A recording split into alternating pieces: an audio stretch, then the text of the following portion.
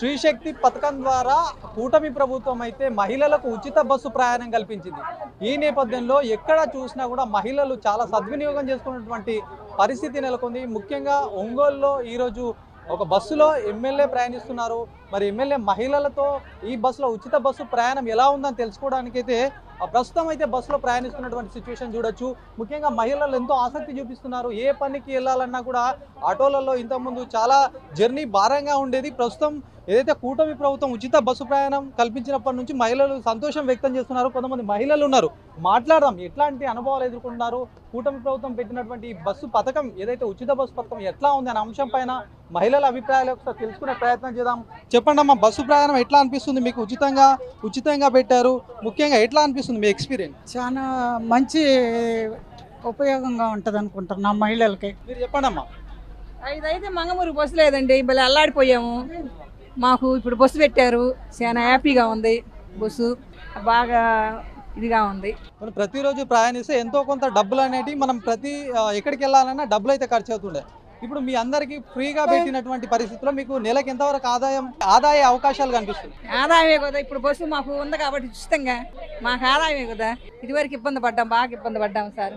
చెప్పండి అమ్మా, ఎట్లా అనిపిస్తుంది? ఆనందమేనండి, బస్సు రావటం అందరికీ ఆనందమే. జనాలు ఇప్పుడు అంటే ఖర్చు పెట్టుకోలేని వాళ్ళు కూడా ఎక్కడికైనా తీర్థయాత్రలు కదా వెళ్ళి చూసి వస్తారు. అది మెయిన్. దీనివల్ల ఈ ప్రతిరోజు ప్రయాణమే కాదు, ఎక్కడికైనా వెళ్ళగలుగుతారు, వెళ్ళి చూసి వస్తారు. ఇట్లా ఉచిత బస్సు ప్రయాణం మాకు లభిస్తుంది అన్నట్టు మీరు ఏమన్నా అనుకున్నారా? ఇట్లా ఉంటే బాగుండు అని ఏమన్నా అనిపించిందా? అనుకోలేదు.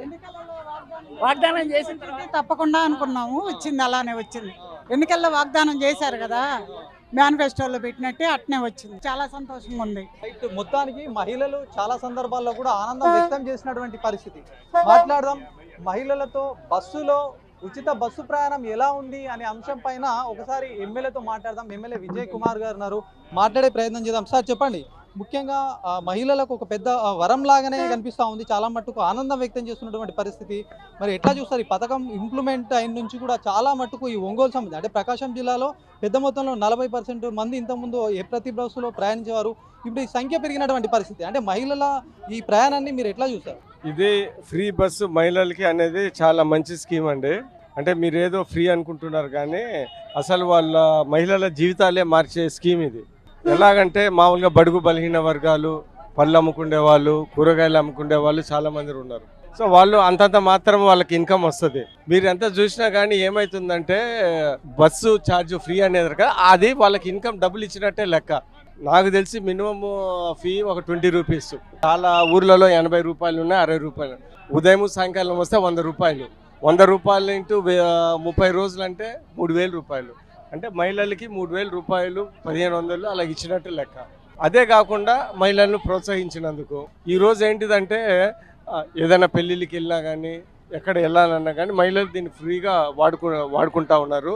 ఇప్పుడు ఎలాగా అవుతుందంటే కొన్ని విషయాల్లో ఇంతకుముందు మగవాళ్ళు వెళ్ళే పనులు మహిళలకు ఫ్రీ బస్ అన్ని కుటుంబాలు కూడా మీరు వెళ్ళి రండి అని చెప్తా ఉన్నారు.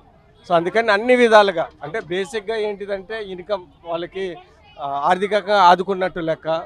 దాని తర్వాత వ్యాపారాలు లాభం వచ్చే విధంగా లెక్క. దాని తర్వాత మహిళల్ని ప్రోత్సహించటము ఒక కోణము. దాని తర్వాత ఇంతకుముందు ఇది కాకపోతే ఆటోలలో వెళ్ళేవాళ్ళు. ఆటోలో వెళ్తే చాలా యాక్సిడెంట్లు అవ్వటము, వాళ్ళు ఇబ్బంది పడటము, ఇవన్నీ మేము చూసాము. ఇది సురక్షమైన ప్రయాణం ఇది బస్సు. ప్లస్ ఆటోల్లో కూడా కొద్దిగా సేఫ్గా ఉంటుంది, ఎందుకంటే విశాలంగా ఉంటుంది. ఆటోలు అంటే దగ్గర కూర్చొని కొన్ని ఇబ్బందులు కూడా వస్తాయి. సో అన్ని విధాలుగా మంచి స్కీము. ఇటు ఏపీఎస్ఆర్టీసీ ఉద్యోగులకి సంస్థకు కూడా మనం ఆదుకున్నట్టు లెక్క. దాని తర్వాత మహిళలకి ఆదుకున్నట్టు లెక్క. మహిళలు బాగుంటే అందరూ బాగుంటారు. సో ఇది చాలా మంచి స్కీము.